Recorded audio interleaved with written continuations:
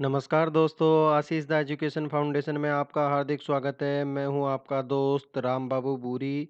आज हम आपके लिए लेकर आए हैं आशीष विशेष कार्यक्रम के अंतर्गत भारत कोविड-19 आपात प्रतिक्रिया और स्वास्थ्य प्रणाली तैयारी पैकेज अर्थात India covid emergency response and health system preparedness package जो कि भारत सरकार के द्वारा हाल ही में लॉन्च किया गया है।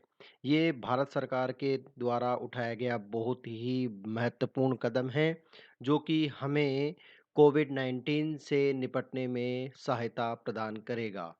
तो आइए हम इस वीडियो की शुरुआत करते हैं। तो इस वीडियो को अंत तक देखिए ताकि आपको पता लगे कि ये कोविड-19 जो आपात प्रतिक्रिया और स्वास्थ्य प्रणाली तैयारी पैकेज है, ये किस प्रकार का है। Emergency response and health system preparedness package. तो चलिए हम शुरुआत करते हैं।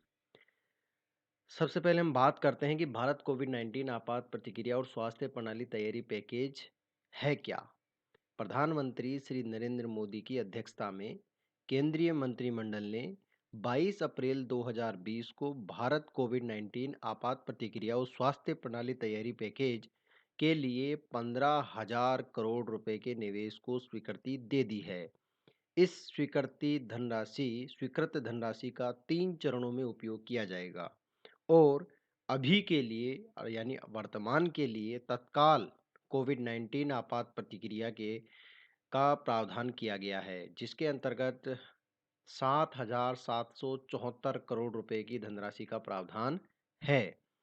यानी वर्तमान की परिस्थितियों से निपटने के लिए जो कोविड-19 से उत्पन्न परिस्थितियां हैं, उनसे निपटने के लिए आपात प्रतिक्रिया के तहत 7,774 करोड़ रुपए की धनराशि का प्रावधान किया गया है।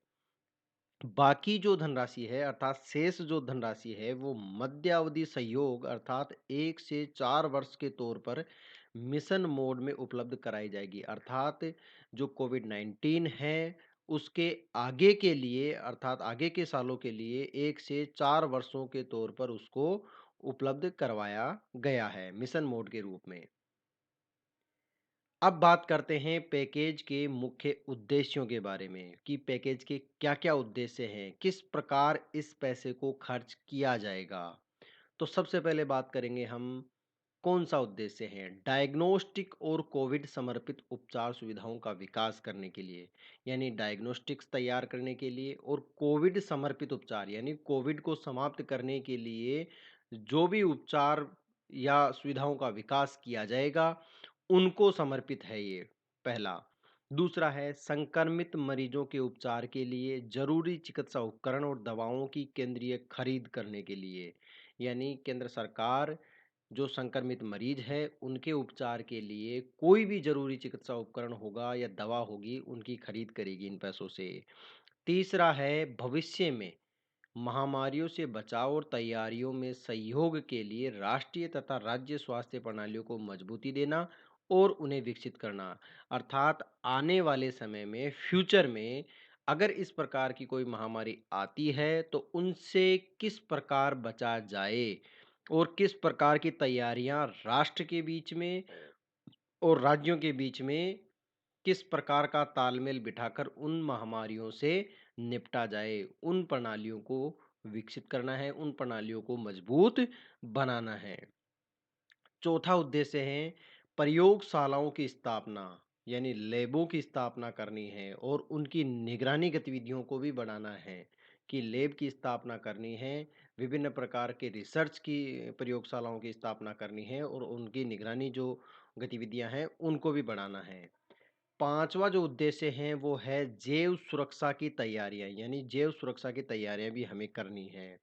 छठा जो उद्देश्य है महामारी अनुसंधान और समुदायों को सक्रिय रूप से जोड़ना है यानी किस कैसी भी किसी भी प्रकार की अगर कोई महामारी है तो उनसे जुड़े रिसर्च करने वाले समुदायों को सक्रिय रूप से इसमें जोड़ना है तथा जोखिम संचार गतिविधियों के माध्यम से भारत में कोविड-19 के प्रसार को धीमा करना है और उसे सीमित करने के लिए आपात प्रतिक्रिया को बढ़ाना है। यानी सबसे पहले इसके कोविड-19 के प्रसार को भारत में धीरे-धीरे इसको प्रसार को कम करना है और कम करते हुए उसको सीमित करने के लिए आपात अगर प्रतिक्रिया की ज़रूरत पड़ेगी तो उसको भी बढ़ाएँगे।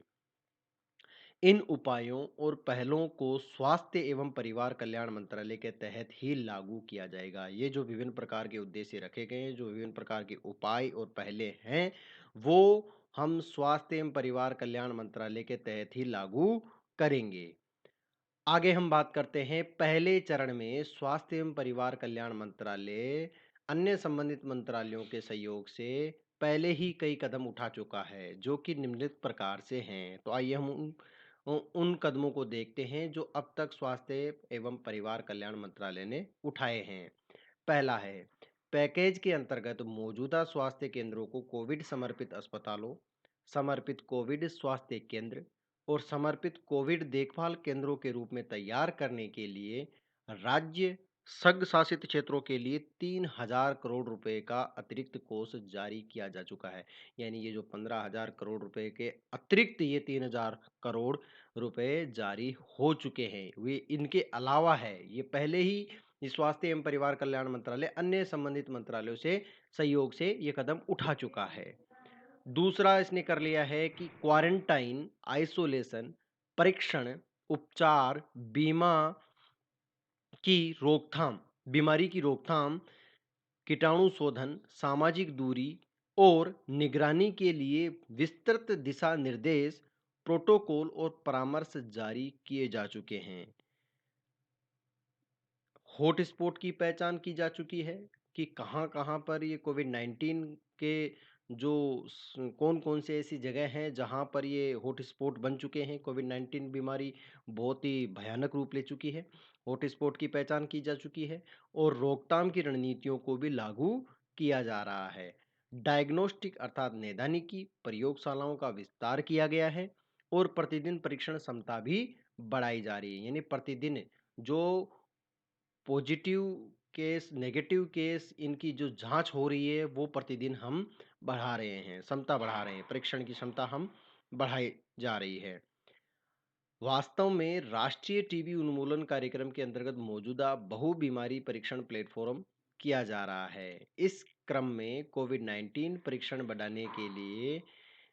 बढ़ाने के लिए 13 लाख डायग्नोस्टिक किट की खरीद का भी ऑर्डर जारी कर दिया गया है। यानी परीक्षण को बढ़ाने के लिए इस और एक बहुत बड़ा कदम उठाया गया है। 13 लाख डायग्नोस्टिक किट बाहर से खरीदने के लिए ऑर्डर दिया जा चुका है। अब बात करते हैं सामुदायिक स्वास्थ्य स्वयंसेवक अर्थात आशा सहित सभी स्वास्थ्य कर्मचारियों को प्रधानमंत्री गरीब कल्याण पैकेज कोविड-19 के मद्देनज़र स्वास्थ्य कर्मचारियों के लिए एक बीमा योजना भी जारी की जा चुकी है, चालू की गई है, के अंतर्गत बीमा की सुरक्षा भी दी गई है। व्यक्तिगत सुरक्षा उपकरण अर्थात पीपीई, N95 मास्क और वेंटिलेटर, परीक्षण किट और उपचार में काम आने वाली दवाओं की केंद्रीय स्तर पर खरीद की जा रही है। अर्थात विभिन्न प्रकार के को जो उपकरण हैं, जो विभिन्न प्रकार के जो सहायक उपकरण हैं, जो कोविड-19 से लड़ने में हमारी मदद करते हैं, उनको केंद्रीय स्तर पर खरीद की जा रही है। अब बात करते हैं कुछ महत्वपूर्ण बिंदुओं के ऊपर। इस व्यय के अधिकांश हिस्से को आपात प्रतिक्रिया, महामारी अनुसंधान और बहु-क्षेत्रीय राष्ट्रीय संस्थानों को सक्षम बनाकर राष्ट्रीय और राज्य स्वास्थ्य प्रणालियों को मजबूती देने, सामुदायिक जुड़ाव और जोखिम संबंधी संचार व कार्यान्वयन, प्रबंधन, क्षमता, निर्माण, निगरानी और मूल्यांकन व्यवस्था को सक्षम बनाने में उपयोग किया जाएगा। स्वास्थ्य एवं परिवार कल्याण मंत्रालय को परिस्थितियों में बदलाव के आधार पर विभिन्न कार्यान्वयन एजेंसियों जैसे राष्ट्रीय स्वास्थ्य मिशन, केंद्रीय खरीद, रेलवे, स्वास्थ्य अनुसंधान विभाग, आईसीएमआर, राष्ट्रीय रोग नियंत्रण केंद्र के बीच पैकेज से संबंधित संसाधनों के वितरण के लिए अधिकृत किया गया है। आशीष द एजुकेशन फाउंडेशन में आपका बहुत-बहुत धन्यवाद है।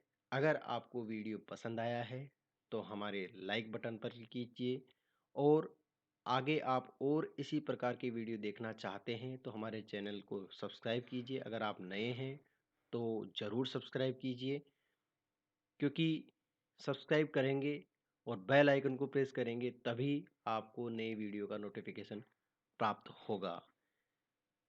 एक बार फिर से मैं वीडियो देखने के लिए आपका तहे दिल से धन्यवाद करता हूँ। और हो सके तो अपने दोस्तों के साथ भी शेयर कर दिया करो, ताकि सही जानकारी ज़्यादा से ज़्यादा लोगों तक पहुँच सके। आपका बहुत बहुत धन्यवाद।